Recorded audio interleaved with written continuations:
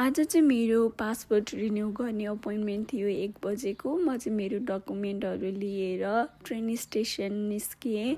यो चाहिँ मेरो फर्स्ट टाइम थियो कसैको हेल्प बिना एक्लै ट्रेनमा, त्यही भएर चाहिँ गलत डिरेक्सनको ट्रेन चढ्नाले मलाई चाहिँ हतार नै भयो। हुन त म 11:15 बजे नै निस्केको थिएँ। जम्मा 20-25 मिनटको टाइम देखाएको थियो, तर पनि मलाई वहाँ चाहिँ 1 बजे नि बल्ल गएर पुगेँ। दौडी गइरहेको थिएँ। बहिनी पनि आफ्नो कामको इन्टरभ्यू दिन गएको थियो, ऊ पनि सिधै त्यहीँ आयो। अनि हामी चाहिँ अफिसमा पुग्यौँ। त्यहाँको स्टाफहरू एकदम राम्रो हुनुहुन्थ्यो, काम पनि अनि एकैछिनमा नै सकिहाल्यो हाम्रो, धेरै वेट गर्नु परेन। त्यसपछि चाहिँ हामी अब केही खाने भनेर स्विट ग्रिनमा छिर्यौँ। त्यसमा चाहिँ अब त्यो बाउलमा त्यो नाम चाहिँ बिर्सेँ मैले, तर हामीले त्यहाँ खानेकुराहरू खायौँ। अनि चाहिँ अब कता जाने भनेर सोच्दाखेरि चाहिँ सेन्ट्रल पार्क जाउँ भनेर, किनभने योभन्दा अगाडिचोटि आउँदा चाहिँ म सेन्ट्रल पार्क गएको थिइनँ। अनि योपालि चाहिँ जाऊँ भनेर अब हामी ट्रेनहरू चढेर त्यहाँ पुग्यौँ।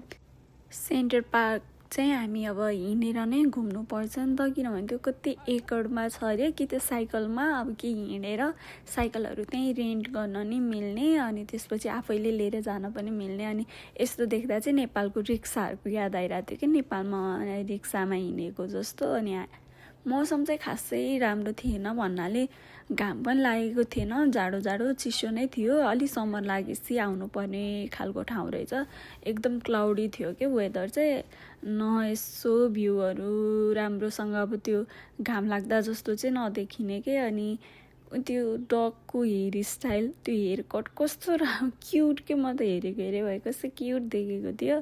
बिचरालाई जाडो चाहिँ भएको थियो होला, तर एकदम पार्क चाहिँ ग्रिनरी थियो जताततै, अब हरियाली नै हरियाली।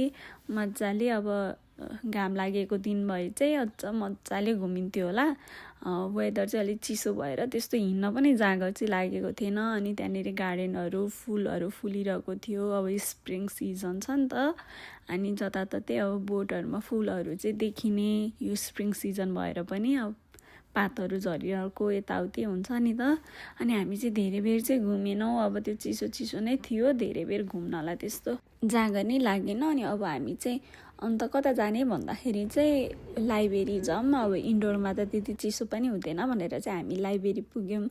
त्यहाँ चाहिँ कति धेरै हिस्ट्रीसँग रिलेटेड चिजहरू थियो के, अब कस्ट्युमहरू, अनि त्यसपछि अर्नामेन्टहरू, सबै थोक बुक्सहरू सबै थियो। तर अब हामीलाई चाहिँ हिस्ट्रीको बारेमा त्यति नलेज नभएको भएर होला, खासै अब त्यसमा केही हामीले त्यस्तो खास भेटेन। अब हिस्ट्रीको बारेमा त्यति थाहा पनि छैन, त्यही भएर होला। तर त्यहाँको इन्टेरियर डिजाइनहरू चाहिँ कस्तो धेरै राम्रो थियो कि, अब सबै हिस्ट्रीसँगै रिलेटेड भएको पेन्टहरू, अब त्यो सबै चाहिँ कस्तो धेरै राम्रो थियो।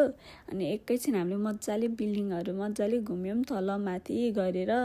अनि त्यसपछि चाहिँ अब घर जानलाई भनेर हामी चाहिँ त्यहाँबाट निस्क्यौँ। आजको दिन चाहिँ हाम्रो यसरी बित्यो। सबैजनालाई बाई बाई।